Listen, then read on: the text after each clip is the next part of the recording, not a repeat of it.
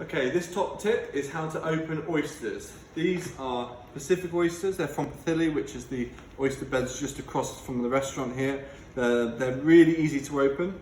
What you need first is a tea towel and an oyster knife. So these are just very blunt, very pointy knives, easy to find online or in a good fishmonger's, on a good kitchenware shop. This Sabatier, they're very good. So like I say, they're inside the oyster there's a muscle up here, about 3 o'clock, just here, and this is where you put the knife into this little hinge here.